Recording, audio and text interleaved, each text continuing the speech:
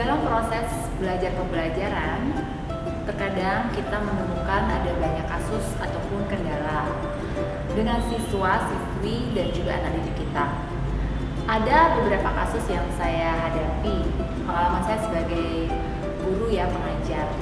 Nah, salah satunya adalah saya mau cerita di sini pada saat saya mengajar di lower class, pada saat itu adalah di kelas 2. Kita tahu ya, di kelas 2 ada berbagai macam karakter anak ya, dengan keaktifannya, dengan rasa ingin tahu, dengan antusias, atau dengan kepolosannya yang membuat kita memang harus benar-benar mendampingi anak-anak tersebut karena mereka masih memerlukan bimbingan dan juga dampingan.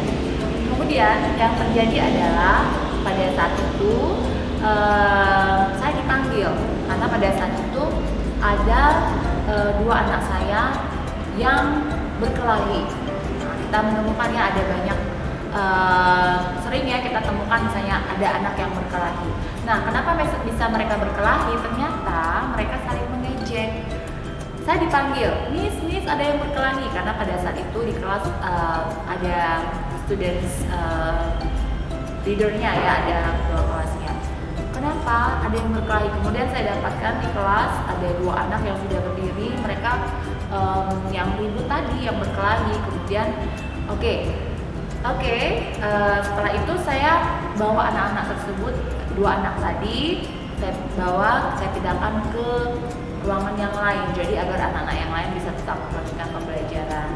Kenapa saya bawa? Supaya saya bisa menanyakan lebih dekat, kenapa bisa berkelahi, kenapa bisa saling mengejek pada saat kita lagi belajar.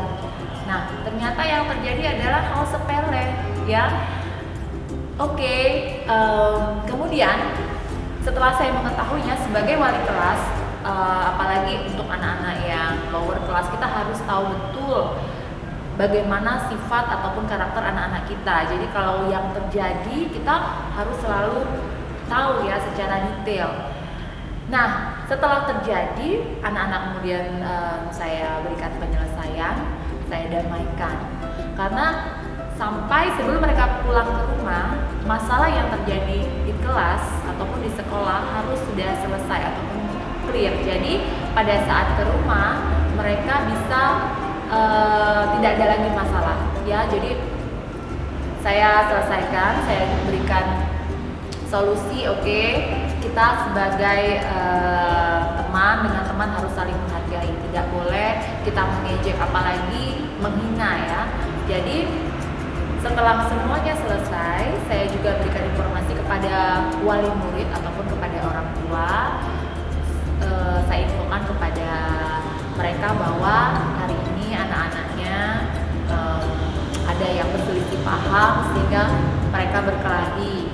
Kemudian yang terjadi adalah saya damaikan mereka. Jadi perasaan orang tua pun juga tenang ya. Jadi tidak ada lagi misalnya sampai membawa orang tua, ada yang misalnya tidak terima dan lain sebagainya. Jadi itulah mengapa kita sebagai wali kelas harus benar-benar mengetahui apapun yang terjadi di kelas, apalagi dengan anak-anak kita. Kemudian setelah itu saya juga berikan aturan kembali kepada anak-anak bahwa kita harus saling menghargai teman, menyayangi teman. Kalau kamu menyakiti temanmu, artinya sama seperti kamu menyakiti dirimu sendiri.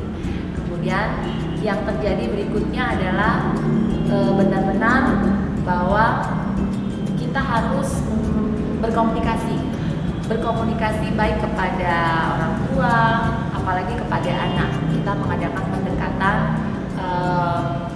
komunikasi. Jadi selain sebagai guru, kita juga memberikan komunikasi ataupun pendekatan kepada anak-anak. Nah, jadi dari sekian banyak kendala seperti berkelahi, seperti kesulitan belajar dan lain-lain, kasus-kasus yang terjadi, semua bisa kita hadapi. Yang penting kita sebagai pengajar ataupun guru itu berkomunikasi kepada anak-anak ya, kita tahu bagaimana karakter anak-anak. Baiklah, itulah sedikit cerita dari saya, semoga bermanfaat. Saya pasti tahu ada banyak sekali tantangan di luar sana. Yang penting kita sebagai pengajar harus selalu terus belajar, dan juga semoga anak-anak didik kita semuanya berhasil menjadi anak-anak